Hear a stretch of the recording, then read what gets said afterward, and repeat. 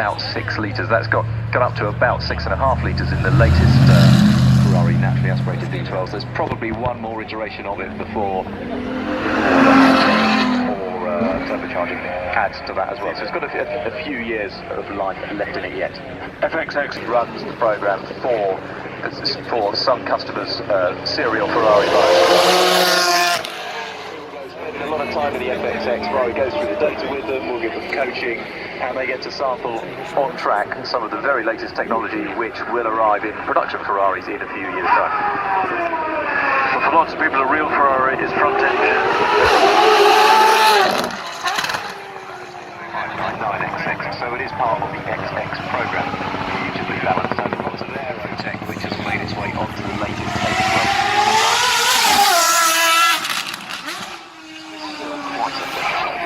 So our top three: Anthony Reid in the Mono, Beasley Mono, Andy Prio in the Ford GT, Darren Turner in the as the Vulcan, to bring it up here in that sort of time.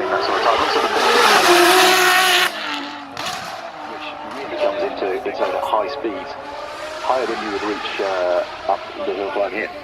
Here is the aforementioned 812 Superfast, with now a 6.3 litres, 800 horsepower V12 engine, which drives through a twin clutch the rear wheel. Have you driven one? Yes, it's brutal. Scary? It's really fast, yeah. Ferrari does make easier cars to handle. Telling about its long bonneted. Around the first right-hander. Yeah, Chris Goodwood taking a break from development of the new Vulcan. Just to have fun in the DBS Superleggera. There was a time when Aston's looked and felt Leggera and does completely different things. It has a very leery V12 at the front, and the ability to spike up its tyres on a whim, it would appear. And the DB11 is selling like hotcakes, and this is the latest, the AMR, the quick version, well, the even quicker version. Yes, fun's the next. That's just how a car company should work. 7-year model cycle. Volante. And here's the DB11 Volante. Yeah, V8 only. The thinking being that if you really want Leggera, and then McLaren, and a famous name on a wonderful car. This is the McLaren Senna. Yeah, maybe a famous name. Senna has been driving Sennas during this weekend. There are a couple of them.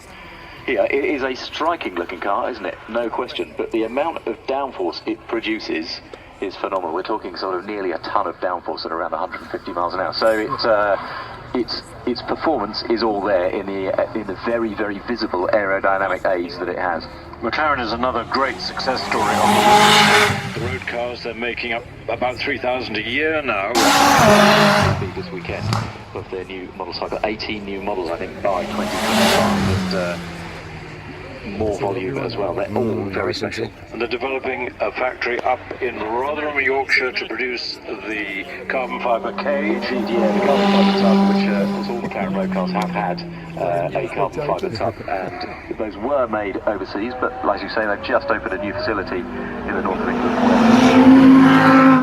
And they chose Rotherham, they chose Yorkshire because of the quality of the people up there. So well done, Yorkshire. Yeah, absolutely. Supercar Q. GT being followed by Lamborghini Huracan Performante Spider.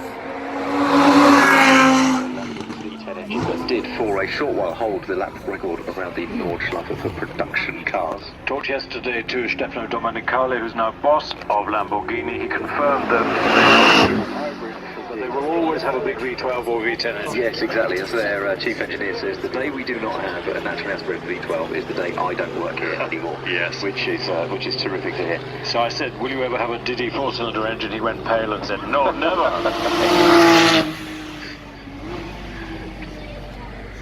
Of course, this GT3 RS finished in the colours that it raced in at Le Mans and took the class win, I believe. The wonderful thing about the GT3 or GT2 is they are so close to Porsche's GT racing cars.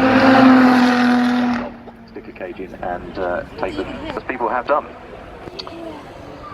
New car to us, W Motors. Yeah, the W Motors Fenir, which is an Emirati supercar, but it has a very German engine in the middle of it because it has a roof-tuned 3.8 litre flat six from a 911. Being followed by Honda X, the hybrid supercar from Honda. 3 electric motors alongside its twin-turbo V6, one helping to drive the rear wheels, and then one for each front wheel, which just helps out the chassis balance. So it's a curiously balanced but wonderfully balanced thing. If it starts to step out of line, it'll add a bit of power to the front to pull it straight, and such is the wonderful things you can do with electric power. And here's the brand new Bentley Continental GT, which is completely new. The engine much further back in the chassis, much better balance than the early car, but still available with W12 or V8. W12 at the moment, but as you say, much better balanced. I think the old one was something like 60-40 in the weight distribution, and it's now much closer to 50-50. Yeah. Not feel like all the weight is over the front. It's a real terrific car, actually. It's one of those cars that you get out of and realise that when you look at the stopwatch, it's gone very fast around the racetrack. Huayra, the God of Wind. This is the Roadster. There are a couple of Pagani's in the supercar. You just saw the its active aero as it brakes for Mulgam.